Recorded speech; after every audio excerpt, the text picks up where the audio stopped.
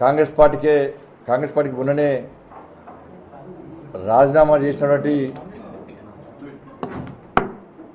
Munugode MLA Shri Rajagopal Reddy గారు ఈ నెల 21వ తారీఖు నాడు భారతీయ జనతా పార్టీలో చేరబోతున్నారు.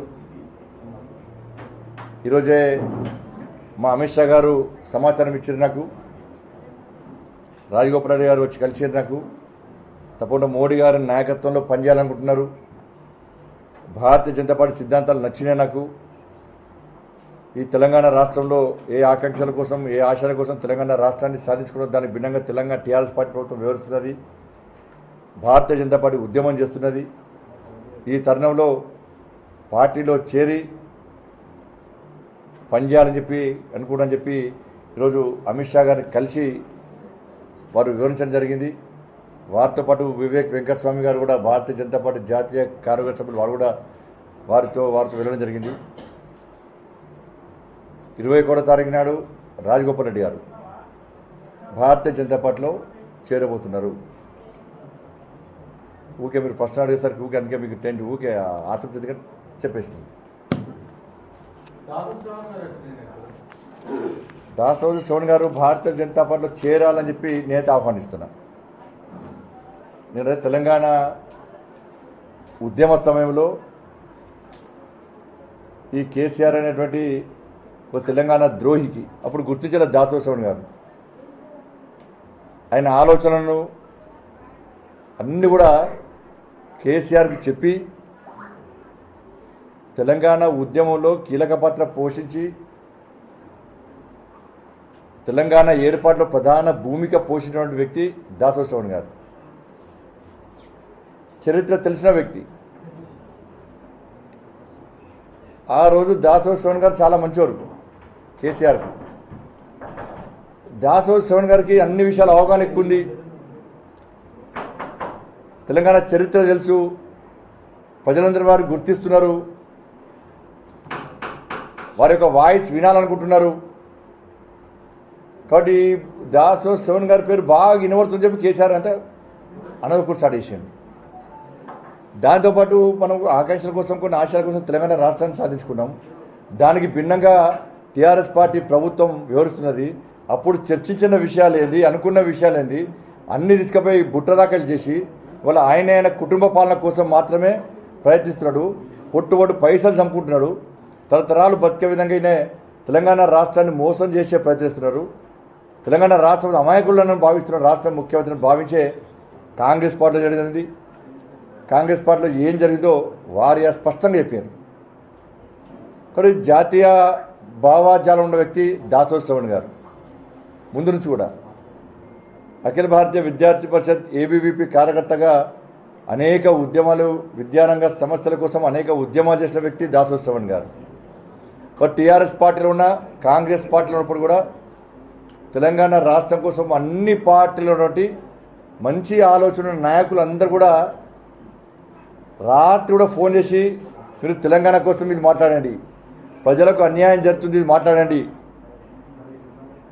ప్రజలు దీన్ని గమనిస్తున్నారు, ఇది కావాలనుకుంటున్నారు, అందరం కలిసికట్టుగా మనం తెలంగాణ రాష్ట్రాన్ని కాపాడుకోవాలని చెప్పి అనేక సందర్భాల్లో నాకు కూడా చాలా సందర్భాలు సలహాలు ఇచ్చాను. ఏమన్నా ప్రజా వ్యతిరేకంగా వివరిస్తే కూడా వాళ్ళకి ఫోన్ చేసి ఈ విధంగా వివరించకండి దయచేసి, మన ప్రజలు ముఖ్యము, మనకు కష్టపడి సాధించుకున్న తెలంగాణ రాష్ట్రం ముఖ్యము, ఈ ముఖ్యమంత్రి కుటుంబానికి గద్దె దించడం ముఖ్యము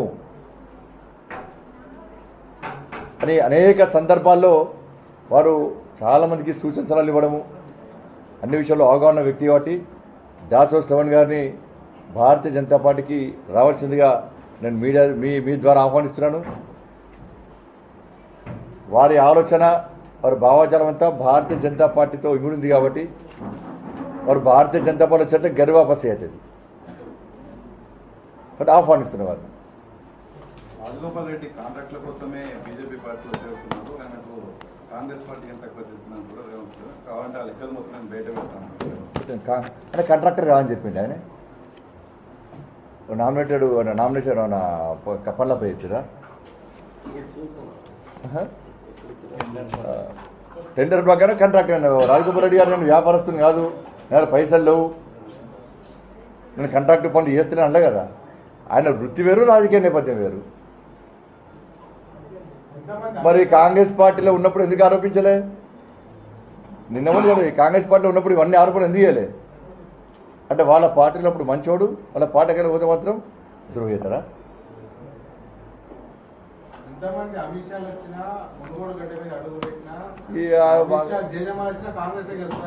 ఈ మొన్న హుజావాల క్యాండిడేట్ దుబాకలో డిపాజిట్కి వెళ్తుంది. హైదరాబాద్లో 3 సీట్లు 2 సీట్లు లేవు. మీరు అమిత్ షా కావాలన్నా మీకు ఇంకా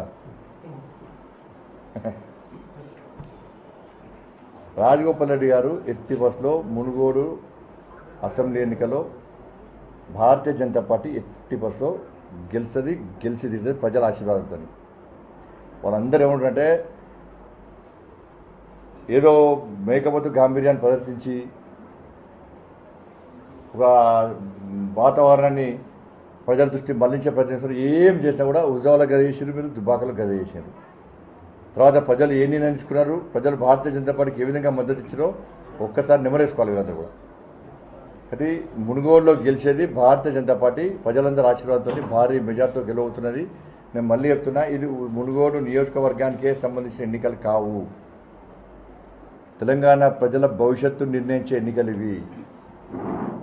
దాన్ని దృష్టిలో పెట్టుకునే ఎన్నికలు జరగబోతున్నాయి. ఇప్పుడు వస్తే చెప్పినా కదా, మళ్ళీ వస్తే మళ్ళీ చెప్తా. పార్టీ నిర్ణయిస్తుంది, పార్లమెంట్ బోర్డు నిర్ణయిస్తుంది. హాయ్ ఫ్రెండ్స్, మా టుడే టుమారో యూట్యూబ్ ఛానల్ చూస్తున్నందుకు చాలా థ్యాంక్స్. మరిన్ని లేటెస్ట్ వీడియోస్ కోసం వెంటనే సబ్స్క్రైబ్ చేయండి. అలాగే ఈ బెల్ ని కూడా రింగ్ చేసేయండి. మా నోటిఫికేషన్స్ అన్ని మీ మొబైల్లో వస్తాయి.